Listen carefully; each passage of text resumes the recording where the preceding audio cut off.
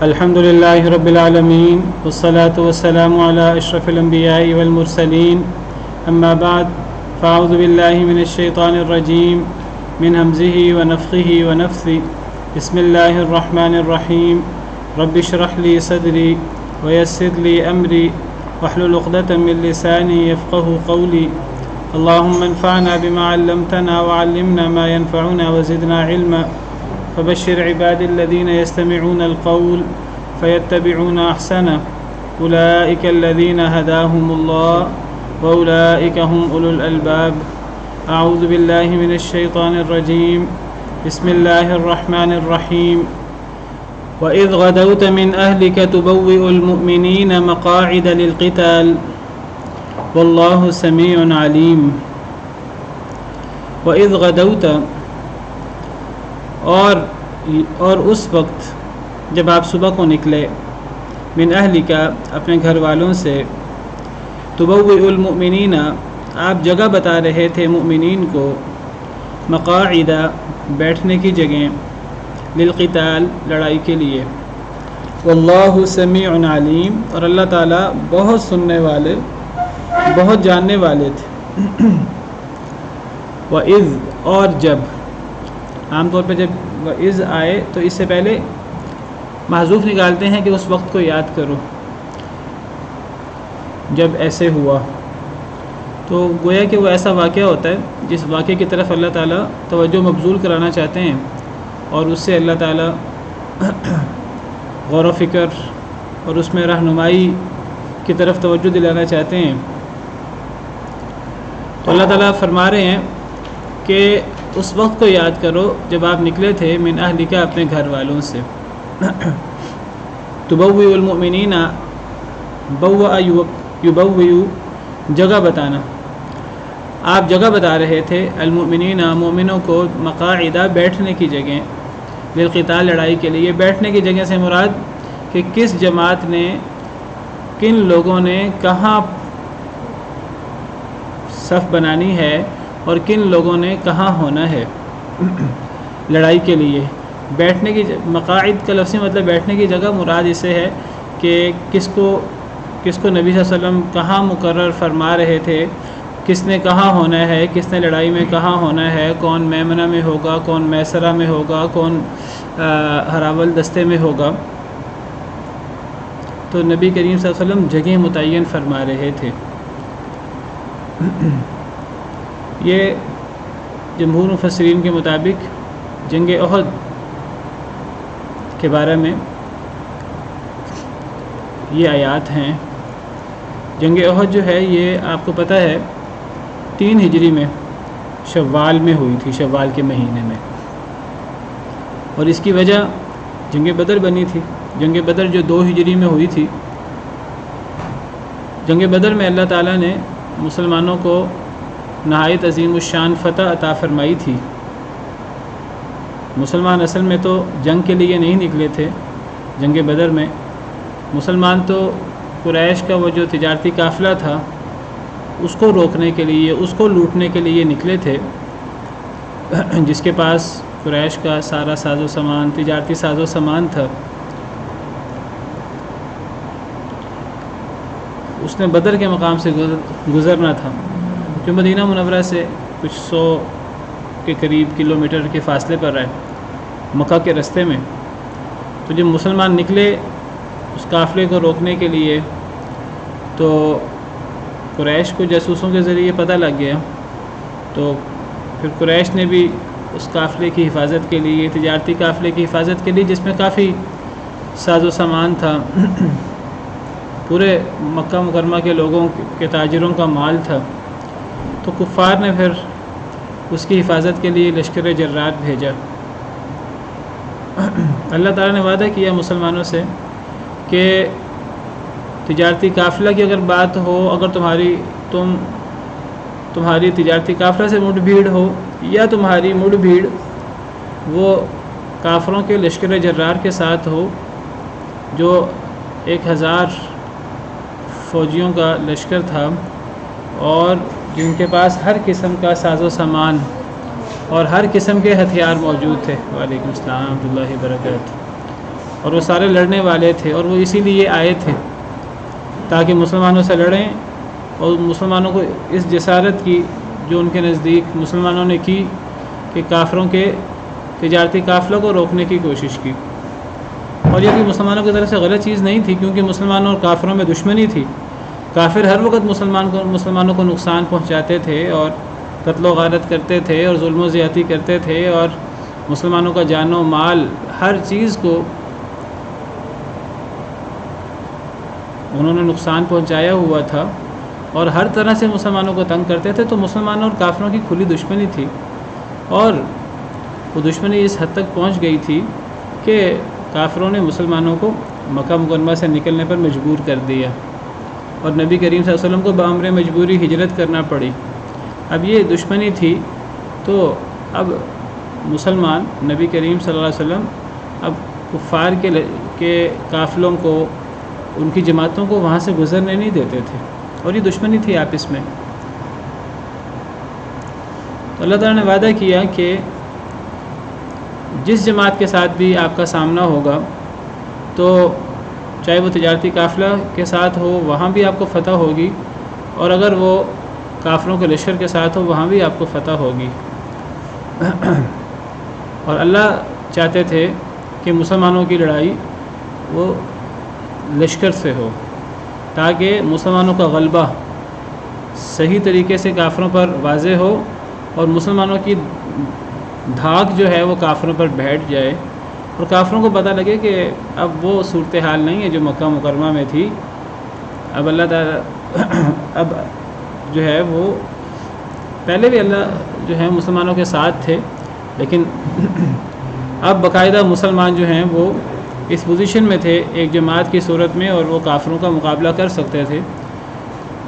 مسلمانوں کی خیال یہ تھا کہ ہم تجارتی قافلہ سے لڑیں تاکہ ہمیں زیادہ مقابلے کا سامنا نہ کرنا پڑے۔ مسلمانوں کا خیال یہ تھا تاکہ وہاں سے مال بھی زیادہ ملے گا، اور وہاں جو ہے وہ ڈیفینڈ بھی وہ اتنی شدت سے نہیں کر سکیں گے، کیونکہ تجارتی قافلے کے ساتھ فوجی نہیں ہوتے، بہت بڑے فوجی، بہت زیادہ فوجی اور بہت زیادہ محافظ نہیں ہوتے ایک لشکر کی طرح۔ تو مسلمانوں کا خیال یہ تھا کہ اگر ہمیں تجارتی قافلہ سے اگر ہمارا سامنا ہو تو ہمیں دو فائدے ہوں گے، ایک تو مال و دولت ہاتھ میں آئے گا، اور نمبر دو کہ مقابلہ بھی زیادہ شدت کے ساتھ نہیں ہوگا۔ لیکن اللہ تعالیٰ کے اپنے فیصلے اور اللہ تعالیٰ کی اپنی حکمتیں تھیں۔ بہرحال اللہ کی حکمت بالغہ یہ ہوئی کہ مسلمانوں کا مقابلہ تجارتی قافلے کی بجائے کافروں کے ہر قسم کے ساز و سامان سے لیس لشکر کے ساتھ مسلمانوں کا مقابلہ ہوا، اور اللہ نے مسلمانوں کو بے سر و سامانی کی حالت میں، ایسی صورت میں کہ مسلمانوں کے پاس صرف 2 گھوڑے تھے، 70 کے قریب اونٹ تھے۔ مسلمان اصل میں تو لڑنے کے لیے نکلے ہی نہیں تھے، اور نہ ہی سب جنگجو لوگوں کو لڑنے کے لیے کہا گیا تھا، نکلنے کے لیے کہا گیا تھا۔ تو مسلمان پوری تیاری کے ساتھ بھی نہیں نکلے تھے، لیکن جب اللہ تعالیٰ مددگار ہو، جیسے ہم نے پچھلی آیات میں پڑھا کہ کافر مسلمانوں کو کبھی شکست نہیں دے سکتے، کبھی کافر مسلمانوں پر غالب نہیں آ سکتے، جتنی مرضی کوشش کر لیں، جتنا مرضی مال خرچ کر لیں۔ قل للذین کفروا ستغلبون وتحشرون الی جہنم، اے اللہ کے نبی صلی اللہ علیہ وسلم آپ کافروں سے کہہ دیجئے کہ ستغلبون، ان قریب تم مغلوب ہو جاؤ گے، یعنی دنیا میں، وتحشرون الی جہنم، اور جہنم میں بھی تم ہی اکٹھے کیے جاؤ گے، وبئس المہاد، اور بہت ہی برا ٹھکانہ ہے۔ اور دوسری آیت میں اللہ نے فرمایا سورہ انفال میں، ان الذین کفروا ينفقون اموالهم لیصدوا عن سبیل اللہ، کافر لوگ اپنے مال خرچ کرتے ہیں تاکہ اللہ کے راستے سے لوگوں کو روکیں۔ فسينفقونها ثم تكون عليهم حسرة ثم يغلبون، ان قریب وہ مال کو خرچ کریں گے، آئندہ بھی خرچ کریں گے، لیکن یہ جتنا بھی مال خرچ کر لیں، جتنی بھی کوششیں کر لیں، فسينفقونها، یہ خرچ کریں گے اپنے مال، ثم تكون عليهم حسرة، پھر یہ مال خرچ کرنا ان کے لیے حسرت بن جائے گا۔ یعنی مال خرچ کرنے سے، جتنا بھی یہ مال خرچ کریں اسلام کے خلاف، مسلمانوں کے خلاف، یہ مال ضائع جائے گا، اور یہ مال خرچ کرنا ان کے لیے حسرت بن جائے گا، بے فائدہ۔ فَسَيُنْفِقُونَهَا ثُمَّ تَكُونُ عَلَيْهِمْ حَسْرَةً ثُمَّ يُغْلَبُونَ، جتنا مال خرچ کریں گے، جتنی کوشش کریں گے، مغلوب پھر بھی یہی ہوں گے۔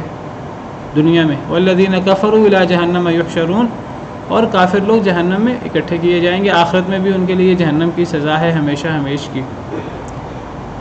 تو یہاں بھی اللہ تعالیٰ نے جنگ بدر کے موقع پر مسلمانوں کو اللہ نے غلبہ دیا، بے سر و سامانی کے باوجود مسلمان لڑنے کے لیے نہیں نکلے تھے، اس کے باوجود اللہ کی حکمت بالغہ یہ ہوئی کہ مسلمانوں کی لڑائی تجارتی قافلے کی بجائے لشکر کے ساتھ ہوئی۔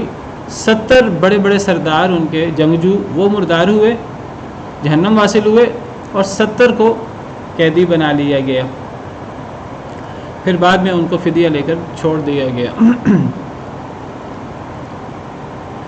تو جب کافروں کو یہ ہزیمت ہوئی اور جنگ بدر کو اللہ تعالیٰ نے یوم الفرقان قرار دیا، یہ حق اور باطل میں فرق کرنے والا دن تھا، اور اللہ نے اسلام کو، مسلمانوں کو غلبہ دیا، پوری دنیا کو بتا دیا کہ غالب وہ ہوتا ہے جس کے ساتھ اللہ تعالیٰ ہو۔ تو پھر کافروں کو اس کا بڑا غصہ تھا، اور کافر تیاری کر رہے تھے جنگ بدر کے بعد سے کہ کسی طرح ہم مسلمانوں سے بدلہ لے سکیں۔ ابو سفیان وغیرہ انہوں نے تو باقاعدہ یہ قسم اٹھا لی تھی کہ جب تک ہم مسلمانوں سے بدلہ نہیں لیں گے تب تک ہم چین سے نہیں بیٹھیں گے، تب تک تیل استعمال نہیں کریں گے، وغیرہ وغیرہ۔ تو اس انتقام کے جذبے کے ساتھ کافر لوگ آئے تھے جنگ احد کے لیے۔ تو جب کافر لوگ جنگ احد کے لیے بڑی تیاری کے ساتھ، بڑے اپنے ساتھیوں کو اکٹھا کر کے، عرب قبائل کو اکٹھا کر کے وہ لائے، وہ 3000 کے قریب تھے، اور جب وہ مدینہ منورہ کے شمال میں جبل احد ہے، مدینہ منورہ کے کافی حصے کو اس نے گھیرا ہوا ہے، تو جبل احد سے پیچھے کافر پہنچے، مسلمانوں کو پتہ لگا کہ کافر جو ہیں وہ انتقام لینے کے لیے آئے ہیں، اور یہ واقعہ ہے، میں ذکر کر چکا ہوں، 3 ہجری، ہجرت کے تیسرے سال شوال کا یہ واقعہ ہے۔ اب مسلمانوں نے مشورہ کیا، نبی صلی اللہ علیہ وسلم نے مسلمانوں سے مشورہ کیا کہ ہمیں کیا کرنا چاہیے، ہمیں دفاع کرنا چاہیے مدینہ منورہ کے اندر رہ کر کہ ہمیں باہر نکل کے لڑنا چاہیے۔ مدینہ منورہ کے اندر رہ کر دفاع کرنے میں اپنے کچھ فوائد تھے، اور باہر نکل کے حملہ کرنے کے میں جو ہے وہ اس کے بھی کچھ فوائد تھے۔ ہر چیز میں کوئی نہ کوئی فائدہ ہوتا ہے، کچھ نقصانات بھی ہوتے ہیں، کچھ پہلو ہوتے ہیں ہر چیز میں۔ تو جو بڑی عمر کے صحابہ تھے، اور نبی کریم صلی اللہ علیہ وسلم بھی، اور عبداللہ بن ابی جو رئیس المنافقین تھا، کہنے کو اس نے بھی اسلام کا دعویٰ کیا ہوا تھا،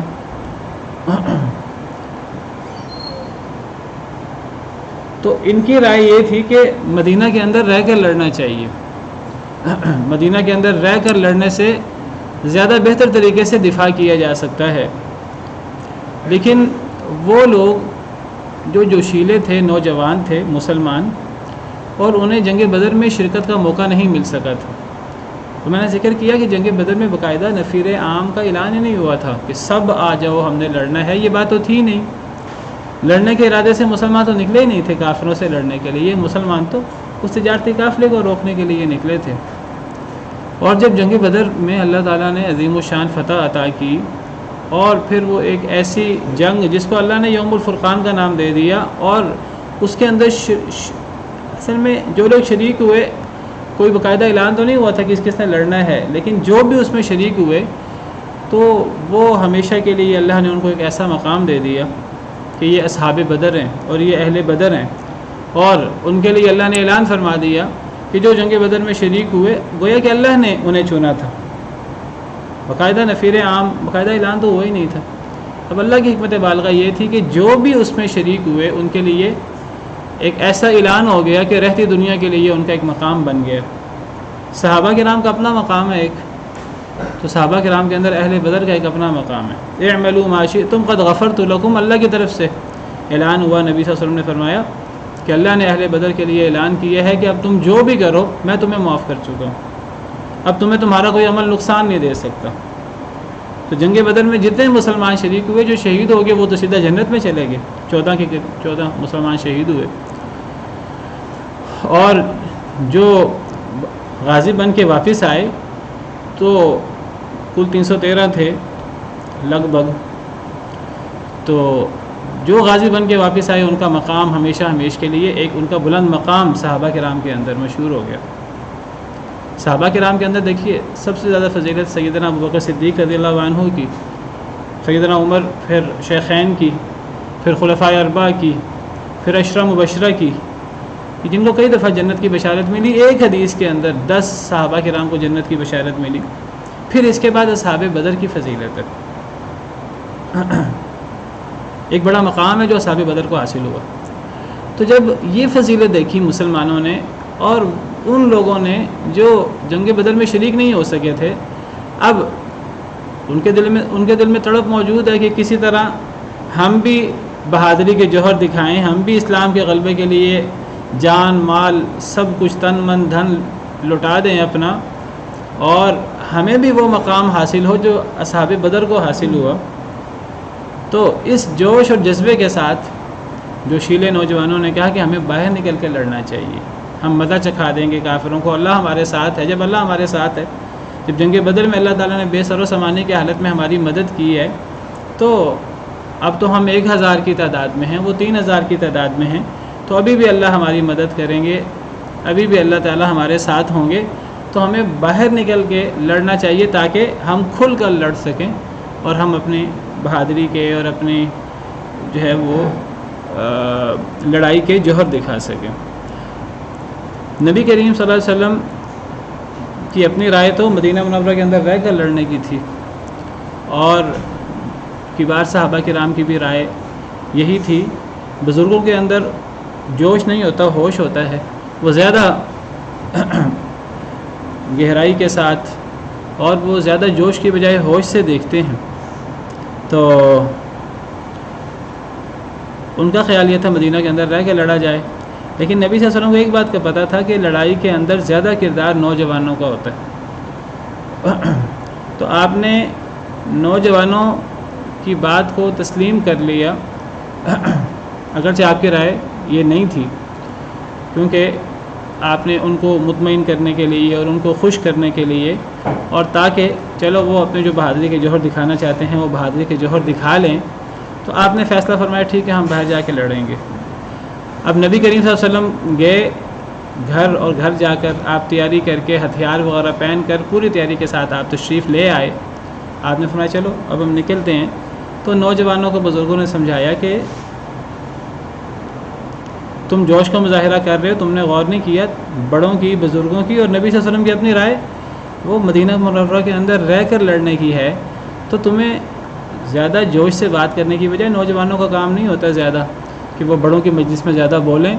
تم نے جو جوش کی بات کی ہے، لیکن دیکھو نبی صلی اللہ علیہ وسلم تمہارے جوش کے اوپر نبی صلی اللہ علیہ وسلم تیار ہو گئے ہیں باہر نکلنے پر، ورنہ آپ کی اپنی رائے بھی یہ نہیں تھی. جب بزرگوں نے سمجھایا تو پھر نوجوانوں نے معذرت کی نبی صلی اللہ علیہ وسلم کے آنے کے بعد، اور آپ سے انہوں نے تقاضا کیا اور آپ سے گزارش کی کہ جو آپ کی رائے ہے وہی زیادہ مناسب ہے، ہمیں مدینہ منورہ کے اندر رہ کر لڑنا چاہیے. لیکن نبی صلی اللہ علیہ وسلم نے فرمایا کہ کسی نبی کے یہ لائق نہیں ہے کہ جب وہ ہتھیار باندھ لے، ایک ارادہ کر لے، اب بس اب جو ارادہ کر لیا ہے اس کو پورا کرنا ہے، اب وہ ہتھیار اتار نہیں سکتا. اب ہم مدینہ کے اندر رہ کر لڑیں اور جو ہتھیار پہن لیے ہیں، پوری تیاری کر لی ہے، پورا عزم کر لیا ہے، اب اس کو واپس کر لیں، اب یہ نہیں ہو سکتا، اب ہم باہر جا کر ہی لڑیں گے. تو بہرحال آپ نے دیکھیے حوصلہ دیا اور آپ نے گویا کہ وزن دیا نوجوانوں کی بات کو.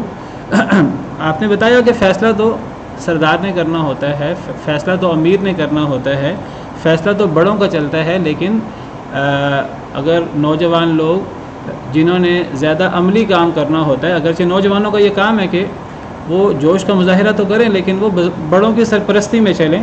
یہ بات بزرگوں نے بعد میں نوجوانوں کو سمجھائی اور نوجوانوں کو سمجھ آئی، نوجوانوں کو یہ کرنا چاہیے تھا. لیکن آپ نے نوجوانوں کو مطمئن کرنے کے لیے اور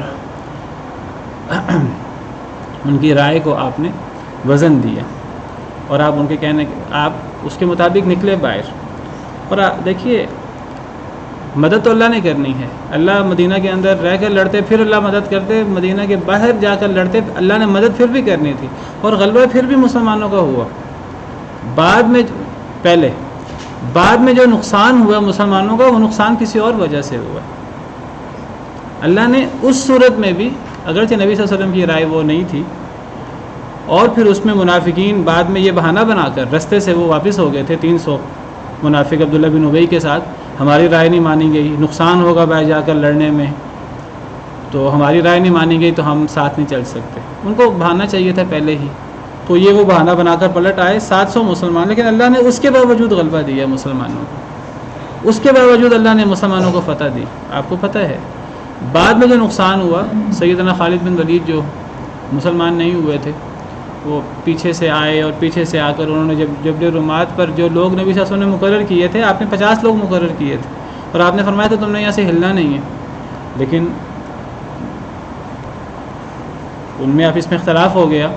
کچھ لوگوں نے کہا اب تو فتح ہو گئی ہے، جب فتح ہو گئی ہے تو پھر ہمیں بھی جا کر مال غنیمت لوٹنا چاہیے. دوسرے لوگوں نے کہا نبی صلی اللہ علیہ وسلم نے فرمایا تھا کہ تم نے میرے کہے بغیر یہاں سے ہلنا نہیں ہے، چاہے ہمیں فتح ہو جائے، چاہے ہمیں کاٹ دیا جائے، ہمیں جتنا بھی نقصان ہو جائے، تم نے یہاں سے ہلنا نہیں ہے.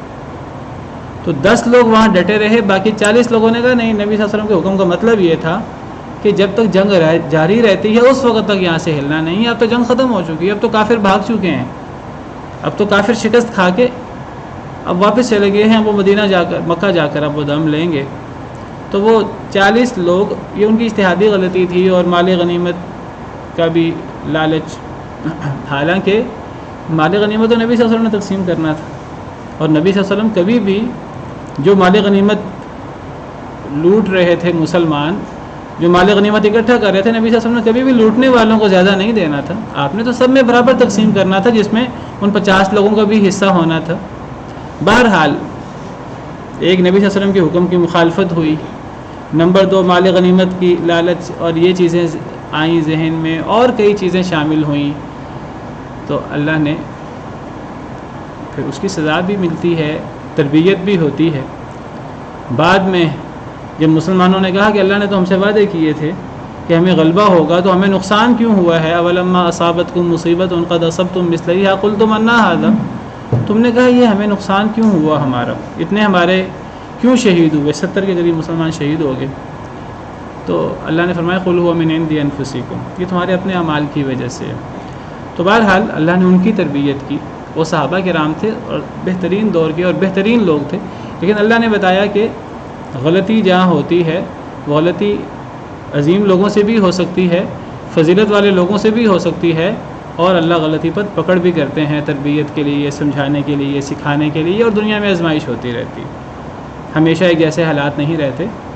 ایک جیسے حالات رہیں تو پھر آزمائش صحیح طرح نہیں ہوتی. اصل آزمائش تو ہوتی جب حالات مشکل ہوں. تو اللہ کی کئی حکمتیں تھیں، وہ ساری تفصیلات آگے آئیں گی.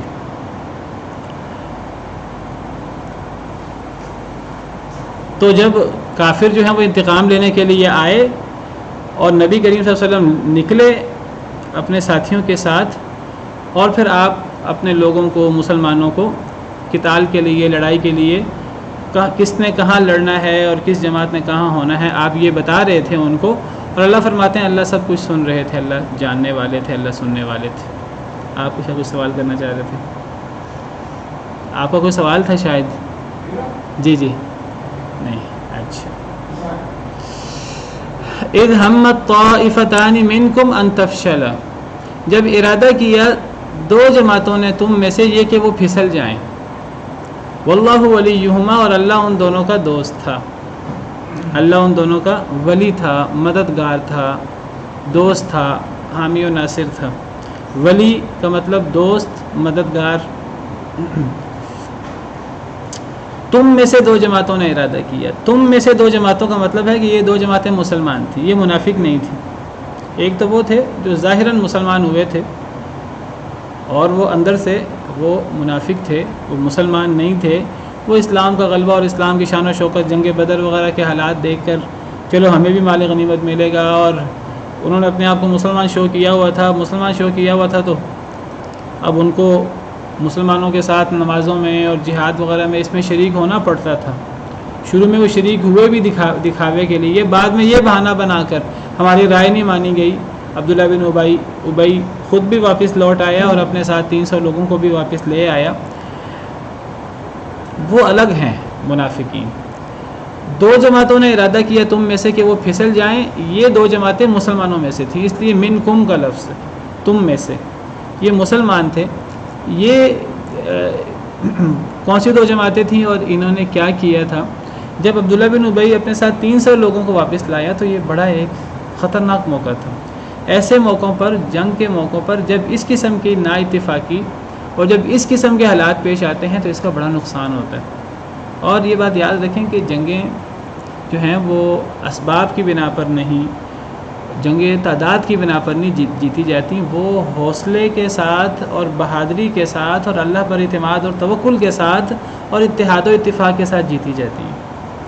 جنگوں کے اندر اصل چیز کہ دل کتنے مضبوط ہیں، دلوں کے اندر کتنا جذبہ اور کتنا شوق ہے، اصل چیز یہ ہوتی ہے. اور جہاں تعداد چاہے بہت زیادہ ہو، چاہے اسباب بہت زیادہ ہوں، جب نا اتفاقی آ جائے، جب آپس میں ایسی چپکلش ہو جائے، ہوا اکھڑ جائے اور اتحاد پارا پارا ہو جائے، یہ چیز بہت نقصان دہ ہوتی ہے. اس صورت میں تو تعداد زیادہ بھی ہو دشمنوں سے تو عام طور پر شکست ہو جایا کرتی ہے. شکست کے پیچھے عام طور پر جو ہے وہ یعنی ساز و سامان اور تعداد اتنی بڑی حیثیت نہیں رکھتی جتنی بڑی حیثیت یعنی جذبہ انسان کا. اسی لیے اللہ تعالیٰ نے فرمایا یا ایھا الذین آمنوا اذا لقیتم فئۃ فاثبتوا واذکروا اللہ کثیرا لعلکم تفلحون. اے ایمان والو، جب تم کبھی کافروں کے ساتھ تمہارا آمنا سامنا ہو جائے تو تمہیں ثابت قدمی کا مظاہرہ کرنا ہے، وہاں بہادری کا مظاہرہ کرنا ہے. واذکروا اللہ، اور اللہ کا ذکر بہت زیادہ کرنا ہے. لعلکم تفلحون، تاکہ تم کامیاب ہو جاؤ. واطیعوا اللہ ورسولہ ولا تنازعوا.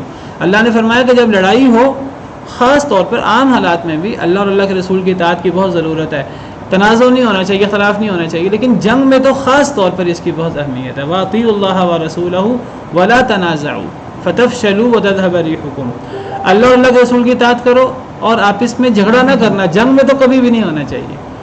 میدان جہاد میں اختلاف کرنا یہ زہر قاتل ہے. اللہ اور اللہ کے رسول کے حکم کی مخالفت عام اوقات میں بھی بہت نقصان دہ ہے. میدان جنگ میں تو اس کا فوری اثر ہوتا ہے. اللہ اور اللہ کے رسول کی اطاعت کرو اور ولا تنازعوا، تنازع نہ کرنا آپ اس میں. فتفشلوا، پھر تم پھسل جاؤ گے. وتذهب ريحكم، تمہاری ہوا اکھڑ جائے گی. جنگ میں اصل میں ہوا اکھڑنا یہ سب سے بڑا نقصان ہوتا ہے. وتذهب ريحكم واصبروا ان اللہ مع الصابرین. صبر کرنا، اللہ صبر کرنے والوں کے ساتھ. اور آپ دیکھیے کہ جب اللہ تعالیٰ نے جنگ بدر میں مدد کی مسلمانوں کی، تو اللہ نے جنگ بدر میں جو مسلمانوں کی مدد کی، اس مدد کے اندر اللہ نے جو ڈھارس بندائی کہ جی فرشتے اتر رہے ہیں اور اللہ تمہارے ساتھ ہے. اور ابھی ہم پڑھیں گے آگے. آپ کو پتہ جنگ بدر میں 1000 فرشتے اترے تھے. اللہ نے صرف 1000 نہیں، اللہ نے 3000 فرشتوں کا وعدہ کیا تھا. اور اللہ نے یہ فرمایا تھا اگر ضرورت پڑی تو 5000 فرشتے اتریں گے مدد کے لیے. یہ جو ایک حوصلہ آ جاتا ہے دل میں، اور یہ جو دل مجتمع ہو جاتا ہے، اس کی سب سے زیادہ اہمیت ہوتی ہے. اور عام طور پہ جو شکست کی وجہ بنتی ہے وہ بزدلی شکست کی وجہ بنتی ہے. یہ خوف کہ جی فلاں ہمارے مد مقابل تو شاید انسان نہیں ہے، شاید وہ کوئی دیو ہیں، شاید وہ کوئی انسانی مخلوق نہیں ہے، شاید وہ کوئی فرشتے ہیں اور وہ کوئی ایسی طاقت ہیں. یہ جو اللہ تعالیٰ نے مسلمانوں کو غلبہ دیا ہے بعد کی جنگوں میں، نبی صلی اللہ علیہ وسلم کے دور میں اور بعد میں بھی، روم اور فارس کے درمیان، وہ روم اور فارس کی اتنی تعداد ہوتی تھی اور مسلمان مقابلے میں بہت تھوڑے ہوتے تھے. لیکن عام طور پر جو مسلمانوں کو فتح ہوتی تھی، اس فتح کی ایک بڑی وجہ کیا ہوتی تھی؟ اس فتح کی ایک بڑی وجہ ہوتی تھی کہ وہ پروپیگنڈا کر دیتے تھے. جو مسلمانوں سے ہارتے تھے وہ یہ پروپیگنڈا کرتے تھے کہ ہم جن سے لڑ رہے ہیں وہ تو انسان ہی نہیں ہے، وہ تو کوئی اور ہی مخلوق ہے. جو بھی شکست کھاتا تھا تو وہ دوسروں کے سامنے اپنی شکست کو آپ سمجھیے کہ اس کی یہ بیان کرنے کے لیے کہ ہم سے غلطی نہیں ہوئی، وہ کہتا تھا اصل میں ہم جن سے لڑتے ہیں وہ کوئی انسانی مخلوق نہیں ہے، وہ کوئی خلائی مخلوق ہے، وہ ان سے لڑنا انسانوں کے بس کی بات ہی نہیں ہے. یہ جو پروپیگنڈا جو کافر کرتے تھے، جو کافر بھی شکست کھا لیتے مسلمانوں سے، وہ جس وجہ سے بھی کرتے تھے وہ اپنی شکست کو جسٹیفائی کرنے کے لیے یا جس وجہ سے بھی کرتے تھے، اور جو فرشتے ساتھ ہوتے تھے اس کی وجہ بھی ہو سکتی ہے. تو یہ چیز جتنا مسلمانوں کو مدد پہنچاتی تھی اتنا شاید کوئی اور چیز مدد نہیں پہنچاتی تھی. اس کی وجہ سے اگلے لوگ چاہے وہ مسلمانوں کے مقابلے میں ڈبل ٹرپل 5 گنا 10 گنا ہو جاتے, وہ دل کے اندر ان کے دل میں خوف ہوتا اور بزدلی آ جاتی اور ڈر آ جاتا کہ ہم تو شاید مسلمانوں سے لڑ ہی نہیں سکتے, اور ایک دفعہ بھگدڑ مچتی اس طرح کر کے, اور مسلمانوں کو اللہ تعالیٰ غلبہ دے دیتے. اور خاص طور پر پھر جو جنگ کے اندر اہم چیز ہوتی ہے پرانی جنگوں میں خاص طور پر کہ وہ جو جھنڈا جو ہے اگر وہ گر جائے جو اجتماعیت کا نشان ہوتا ہے, اور وہ جو امیر اور سپہ سالار ہے اگر وہ مارا جائے, تو بہرحال جنگیں جیتنے کے بہت سے تکنیکیں ہوتی ہیں. تو اللہ تعالیٰ جو ہیں وہ ان چیزوں میں مسلمانوں کو غلبہ دیتے رہے. تو اللہ تعالیٰ فرماتے ہیں کہ 2 جماعتوں نے ارادہ کیا تم میں سے یہ کہ وہ پھسل جائیں, اور یہ 2 جماعتیں مسلمانوں کی تھیں. اسی لیے اللہ نے فرمایا واللہ ولیہما, اللہ ان کا مددگار تھا, اللہ ان کا مولا تھا, اللہ ان کا دوست تھا, اللہ نے ان کی مدد کی. تو یہ 2 جماعتیں منافقوں کی جماعتیں نہیں تھیں. کہتے ہیں کہ یہ اوس اور خزرج کے 2 قبیلے بنو حارثہ اور بنو سلمہ تھے. تو جب انہوں نے دیکھا کہ منافقین واپس لوٹ رہے ہیں, 300 کی جماعت واپس لوٹ رہی ہے, تو اس کا بہت زیادہ منفی اثر ہوا بعض مسلمانوں میں. تو بعض لوگوں نے ان کا دیکھا دیکھی پھسلنے لگے. وہ منافق نہیں تھے وہ, لیکن جب اختلاف ہوتا ہے تو اس اختلاف کے دیکھیں برے اثرات ہوتے ہیں. وہ برے اثرات ان 2 جماعتوں پر بھی پڑے کہ بنو حارثہ اور بنو سلمہ یہ اوس اور خزرج کے قبائل تھے. تو ان 2 جماعتوں نے بھی یہ بھی پھسلنے لگے, یہ بھی واپس ہونے لگے, لیکن اللہ نے پھر ان کی مدد کی, یہ واپس پلٹے نہیں. وعلی اللہ فلیتوکل المؤمنون, اور اللہ پر ہی بس چاہیے کہ توکل کریں مومن لوگ. مومنوں کو اللہ پر توکل کرنا چاہیے. 300 لوگ واپس ہو گئے تھے, کوئی بات نہیں, اللہ تمہارے ساتھ, اللہ پہ توکل ہونا چاہیے. تعداد کے اوپر اور اسباب کے اوپر بھروسہ نہیں ہونا چاہیے. کم من فئۃ قلیلۃ غلبت فئۃ کثیرۃ باذن اللہ وَلَقَدْ نَصَرَكُمُ اللَّهُ بِبَدْرٍ. اب اللہ بتا رہے ہیں کہ دیکھو تعداد کچھ نہیں ہوتی, ساز و سامان کچھ نہیں ہوتا. اگر تعداد اور ساز و سامان ہی سب کچھ ہوتا تو بدر میں تمہارے پاس کیا تھا. البتہ تحقیق مدد کی تمہاری اللہ تعالیٰ نے بدر میں بھی. وَأَنْتُمْ أَذِلَّةٌ, اور تم کمزور تھے. اذلہ یہاں کمزوری کے معنی میں ہے, یہاں ذلیل کے معنی میں نہیں ہے. اگرچہ اذلہ ذلیل کی جمع ہے, ذلیل ہم عام طور پہ اردو زبان میں کمینے شخص کو کہتے ہیں, لیکن ذلیل کا مطلب عربی زبان میں صرف کمینہ نہیں ہوتا. عربی زبان میں ذلیل یہ تھوڑے اور تھوڑے کے معنی میں بھی استعمال ہوتا ہے. کسی کے سامنے بچھ جانا, عربی زبان میں اس کے لیے بھی ذلیل کا لفظ استعمال ہوتا ہے. عربی زبان میں, اردو میں ذلیل کا لفظ ہمیشہ منفی معنی میں استعمال ہوتا ہے, یہ کمینے شخص کے معنی میں, لیکن عربی میں ذلیل عاجز کے معنی میں بھی استعمال ہوتا ہے. اگر ایک شخص, ایک مسلمان بھائی اپنے مسلمان بھائی کے سامنے عاجزی اختیار کرے, جو ایک اچھی صفت ہے, اس کو بھی قرآن کریم میں اس کو بھی ذلت سے تعبیر کیا گیا ہے. دیکھیے میں نے کل آپ کے سامنے قرآن کی آیت پیش کی تھی, یا ایھا الذین آمنوا من یرتد منکم عن دینہ فسوف یأتی اللہ بقوم یحبهم ویحبونہ اذلۃ علی المؤمنین اعزۃ علی الکافرین. اے ایمان والو, اگر تم میں سے کوئی مرتد ہو جائے اپنے دین سے, تو اللہ تعالیٰ ایسی قوم کو لے آئے گا کہ اللہ ان سے محبت کرتا ہوگا, وہ اللہ سے محبت کرتے ہوں گے, اور ان کی کیا صفات ہوں گی, اذلۃ علی المؤمنین, مومنوں کے سامنے جھکے ہوں گے. اب لفظ ذلیل ہے, اذلہ ذلیل کی جمع ہے, اور یہاں بھی لفظ اذلہ ہے.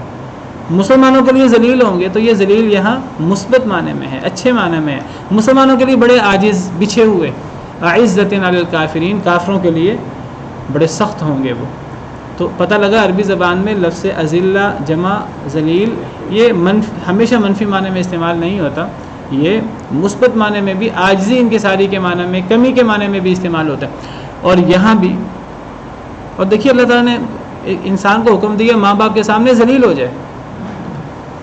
وخفض جناح, وہ کیا ہے, وخفض لہما جناح الذل من الرحمہ, اپنے ماں باپ کے لیے ذلت کا پہلو جھکا دو رحمت سے, یعنی اپنے ماں باپ کے سامنے ذلیل ہو جاؤ. اب وہاں لفظ ذلیل استعمال کیے, اور وہاں ذلیل جو ہم اردو میں ذلیل جس معنی میں استعمال کرتے ہیں وہ اس معنی میں ذلیل نہیں ہے. وہاں عاجزی مراد ہے۔ تو عربی زبان میں لفظ ذلیل یا اذلہ یہ مثبت معنی میں بھی استعمال ہوتا ہے، ضروری نہیں کہ یہ صرف وہ غلط معنی میں جیسا اردو میں استعمال ہوتا ہے اس معنی میں نہیں۔ تو یہاں اللہ نے تمہاری مدد کی تھی بدر میں اور تم کمزور تھے، یہاں کمزور کے معنی میں کم تعداد میں تھے، کمزور تھے، بے سر و سامانی کی حالت میں تھے۔ فاتقوا اللہ لعلکم تشکرون، اللہ سے ڈرو تاکہ تم شکر ادا کرو۔ نبی صلی اللہ علیہ وسلم تسلی دے رہے تھے مسلمانوں کو، ڈرنے کی ضرورت نہیں ہے، بزدلی کی ضرورت نہیں ہے، اللہ پر توکل کرنا ہے۔ اللہ نے بدر میں بھی مدد کی، تعداد کی وجہ سے فتح شکست نہیں ہوتی۔ اذ تقول للمؤمنین الن یکفیکم ان یمدکم ربکم بثلاثۃ آلاف من الملائکۃ منزلین، جب آپ کہہ رہے تھے اے نبی صلی اللہ علیہ وسلم للمؤمنین، مومنوں سے، الن یکفیکم، کیا نہیں کافی تمہیں، ان یمدکم ربکم، کہ مدد کرے تمہارا رب، بثلاثۃ آلاف، 3000 من الملائکۃ، فرشتوں سے، منزلین، اتارے ہوئے۔ نبی صلی اللہ علیہ وسلم مومنین سے کہہ رہے تھے کیا تمہیں یہ کافی نہیں کہ تمہارا رب تمہاری مدد کرے 3000 فرشتوں کے ساتھ، منزلین، اتارے ہوئے؟ بلا، بلکہ ان تصبروا، اگر تم صبر کرو، وتتقوا، اور تم تقوی اختیار کرو، اللہ سے ڈرو، وَيَأْتُوكُم مِّن فَوْرِهِمْ، اور وہ آئیں تمہارے پاس، من فورہم، اپنے اس جوش میں، ھذا، اس، یمددکم ربکم، مدد کرے گا تمہارا رب، بخمسۃ آلاف، 5000 کے ساتھ، من الملائکۃ، فرشتوں کے ساتھ، مصومین، نشان زدہ۔ جب آپ اے نبی صلی اللہ علیہ وسلم، جب آپ کہہ رہے تھے مومنین سے کیا تمہیں یہ کافی نہیں کہ تمہارا رب تمہاری مدد کرے 3000 فرشتوں کے ساتھ اتارے ہوئے، آسمان سے اتریں گے اللہ کے حکم سے اور تمہاری مدد کریں گے، بلکہ اگر ضرورت ہو، اگر تم اسی طرح صبر کا مظاہرہ کرو، تم اسی طرح اللہ سے ڈر اور تقوی کا مظاہرہ کرو، اور کافر اپنے جس جوش سے بھی آئیں، جس جذبے کے ساتھ، جس جوش کے ساتھ کافر آئیں، یمددکم ربکم، تمہارا رب تمہاری مدد کرے گا 5000 فرشتوں کے ساتھ، مصومین، عام فرشتے نہیں ہوں گے، وہ نشان زدہ فرشتے ہوں گے، ایسے فرشتے یہ گھوڑوں کے بارے میں بھی آتا ہے، الخیل المسومہ، تو نشان زدہ گھوڑوں سے مراد خاص گھوڑے ہوتے ہیں، عام گھوڑے نہیں، خاص گھوڑے جن کو نشان لگایا ہو۔ تو یہاں فرشتے نشان زدہ، مصومین، یعنی عام فرشتے نہیں ہوں گے، باقاعدہ چنے ہوئے فرشتے ہوں گے، فرشتوں میں سے وہ اللہ تعالیٰ چنے ہوئے نشان زدہ 5000 فرشتے بھیج دیں گے اگر ضرورت پڑی تو۔ اب یہ وعدہ جنگ احد کے بارے میں ہو رہا تھا، جس جنگ احد کی بات ہو رہی ہے، یا یہ جنگ بدر میں اللہ تعالیٰ ڈھارس بند آ رہے ہیں مسلمانوں کو کہ اے مسلمانوں، تمہیں اللہ پہ توکل کرنا ہے، اللہ پہ بھروسہ کرنا ہے، بہادری کے ساتھ تمہیں لڑنا ہے، اگر اللہ تمہارے ساتھ ہے تو تمہیں کوئی شکست نہیں دے سکتا۔ اور اللہ تعالیٰ بدر کی یاد دلا رہے ہیں کہ بدر میں اللہ نے تمہاری مدد کی تھی، تم کمزور تھے، تو یہ اب بدر کی یاد میں اللہ تعالیٰ یہ بتا رہے ہیں، اور بدر کی یاد میں اللہ تعالیٰ نے 3000 فرشتوں کی بات کی تھی اور 5000 فرشتوں کی بات کی تھی، یہ بدر کے حوالے سے اللہ یاد دلا رہے ہیں، یا یہ جنگ احد میں ایسے ہوا؟ مفسرین میں اختلاف ہے، زیادہ تر مفسرین اس بات کے قائل ہیں کہ یہ جنگ بدر کے حوالے سے اللہ تعالیٰ یاد دلا رہے ہیں۔ جنگ بدر ایک خاص جنگ تھی، اس کے اندر اللہ کی خاص مدد ہوئی تھی، اور لیکن اس کا مطلب یہ ہرگز نہیں ہے کہ اللہ نے جنگ بدر میں مدد کی تھی، باقی جنگوں میں اللہ نے مدد نہیں کی، اللہ نے ہر جنگ میں مدد کی مسلمانوں کی۔ اور یہ بھی یاد رکھیے کہ فرشتے صرف جنگ بدر میں نہیں اترے، اگرچہ زیادہ مفسرین کی یہی رائے ہے کہ یہ 3000 فرشتوں کی بات ہے یا 5000 فرشتوں کی بات ہے، یہ جنگ بدر کے بارے میں ہی ہے سارا۔ اصل میں جنگ بدر میں اللہ نے، یہاں 3000 فرشتوں کی بات ہے جو جنگ احد میں اللہ نے یاد دلائی کہ اللہ نے تمہاری جنگ بدر میں مدد کی تھی، جنگ احد کے موقع پر نبی صلی اللہ علیہ وسلم یاد دلا رہے ہیں مسلمانوں کو، ان میں بہادری پیدا کرنے کے لیے، اللہ پر اعتماد اور توکل پیدا کرنے کے لیے کہ دیکھو اللہ نے جنگ بدر میں کتنی مدد کی تھی۔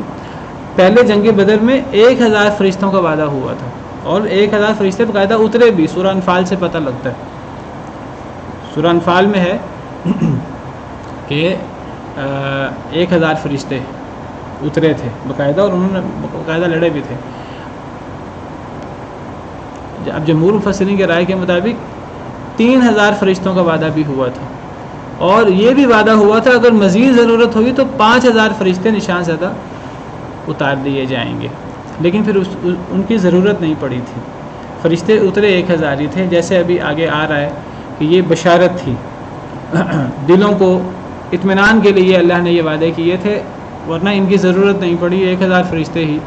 اور ویسے جب اللہ نے مدد کرنی ہو ویسے پھر 1000 فرشتوں کی بھی ضرورت نہیں ہوتی، ایک فرشتہ اکیلا ہی کافی ہوتا ہے پوری قوم کو تباہ کرنے کے لیے۔ حضرت جبریل امین علیہ السلام ایک فرشتے ہی، پوری قوم پر تباہی جب اللہ نے لانی ہوتی تھی تو حضرت جبریل کے ذریعے ہی، اور اللہ تو جبریل کے بغیر بھی، اللہ چاہیں تو چونٹیوں کی جماعت سے، اور اللہ چاہیں تو ابابیل سے، اور اللہ کے لشکر کم ہے کوئی، اللہ ہوا سے چاہے کوئی تباہی لے ہیں، اللہ زمین کو حکم دے زمین میں زلزلہ آ جائے، اللہ کے لیے کیا مشکل ہے۔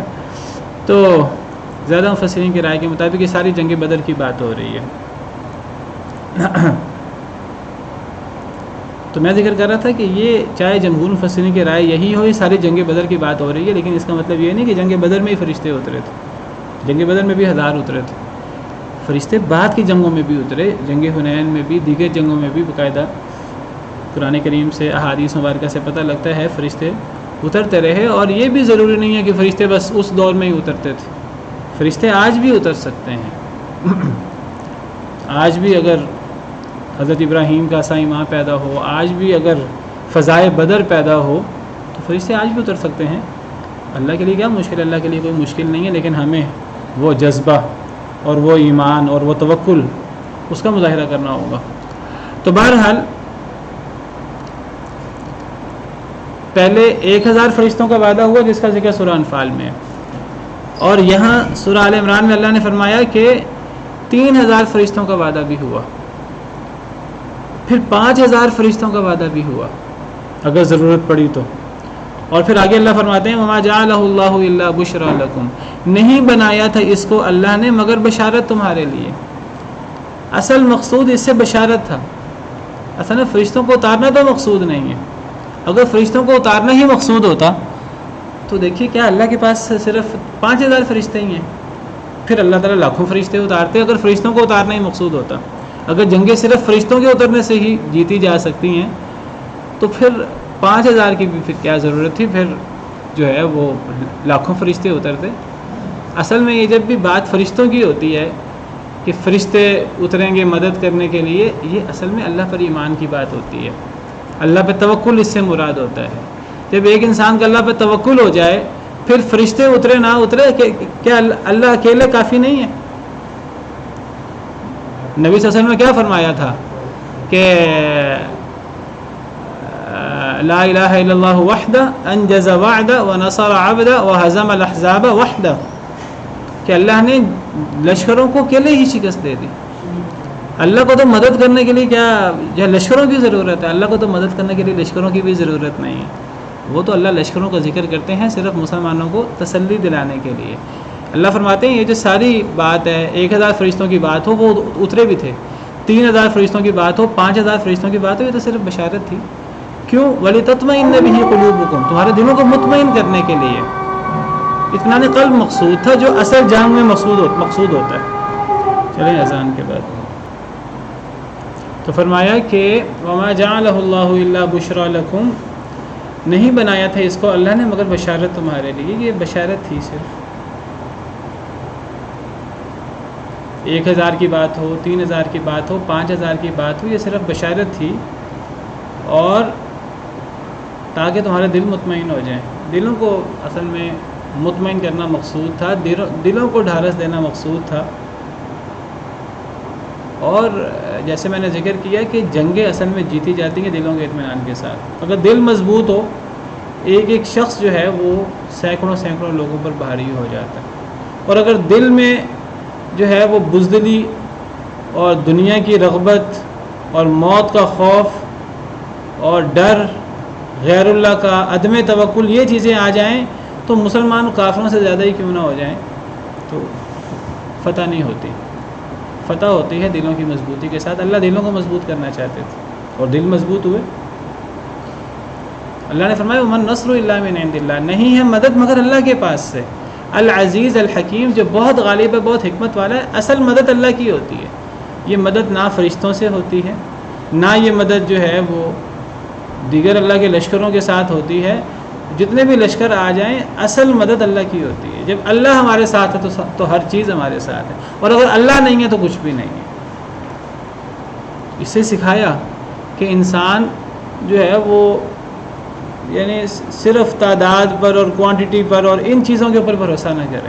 فرشتوں پر بھی انسان کو بھروسہ نہیں کرنا چاہیے کہ فرشتے 1000 اتریں گے تو فائدہ نہیں ہوگا، 3000 اترنے چاہیے، 5000 اترنے چاہیے۔ نہیں جی، 5000 بھی کم ہوں گے، 10,000 یا 10 لاکھ اترنے چاہیے۔ جو بندہ اس بحث میں پڑ جائے گا نا کہ 5000 کم ہے، تو آپ سمجھیے پھر وہ اعتماد تو پھر ختم ہو گیا نا۔ تو اللہ نے سمجھایا کہ یہ چیزیں اصل میں بشارت کے لیے ہوتی ہیں صرف، اور یہ چیزیں اصل میں اطمینان قلب کے لیے ہوتی ہیں، دلوں کو مضبوط کرنے کے لیے ہوتی ہیں، ورنہ اصل مدد تو اللہ کی ہے۔ اگر اللہ ساتھ ہے تو سب ہر چیز ہمارے ساتھ۔ اگر ایک شخص دعا کر سکتا ہے اللہ تعالیٰ سے، اسی لیے کہا جاتا ہے دعا سے بڑا ہتھیار کوئی نہیں ہے، توکل سے بڑا ہتھیار کوئی نہیں ہے۔ اصل مدد اللہ کے پاس ہے، جو بہت غالب ہے، بہت حکمت والا ہے۔ باقی میں نے بتایا امر واقعہ یہ ہے کہ 1000 فرشتے اترے تھے، جیسے سورہ انفال میں اللہ تعالیٰ نے بتایا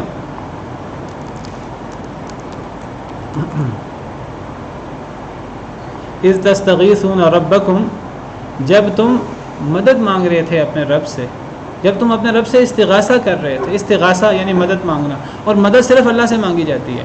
یہ جنگ بدر کی بات ہے، سورہ انفال میں بھی جنگ بدر کے حالات ہیں۔ جب تم مدد مانگ رہے تھے اپنے رب سے، فاستجاب لکم، تو تمہارے رب نے تمہاری دعاؤں کو قبول کر لیا۔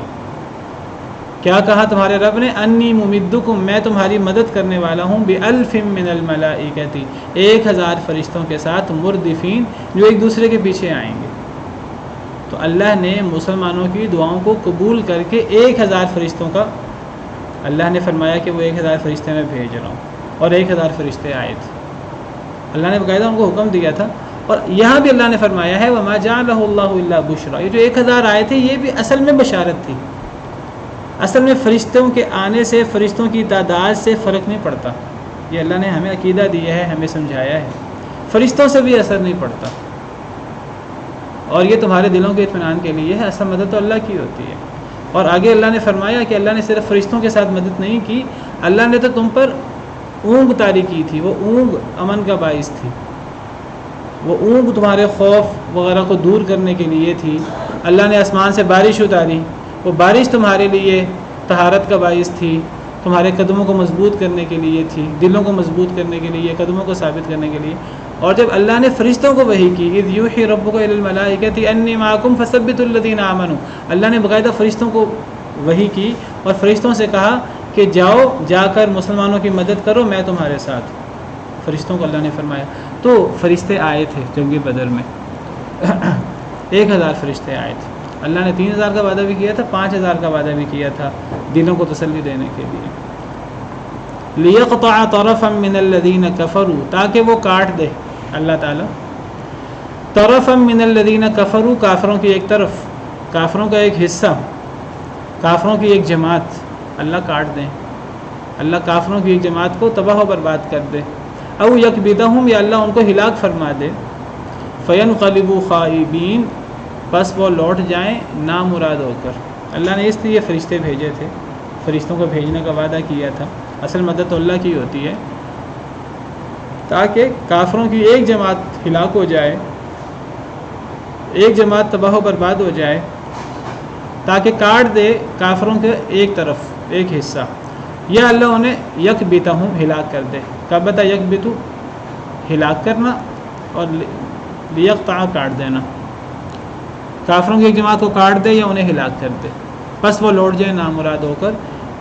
جنگ بدر میں اللہ نے جو فرشتے اتارے وہ اس لیے اتارے تھے تاکہ کافروں کی ایک جماعت جو ہے وہ جہنم واصل ہو جائے، اور وہ بہت بڑی جماعت کافروں کی، بڑے بڑے سردار ان کے جہنم واصل ہوئے، 70 کے قریب جو ہیں وہ جہنم واصل ہوئے، اور 70 قیدی بنا لیے گئے۔ چلیں آج کے لیے اتنا ہی کافی ہے، باقی انشاءاللہ کل۔ سبحان ربک رب العزت عما یصفون وسلام علی المرسلین والحمد للہ رب العالمین۔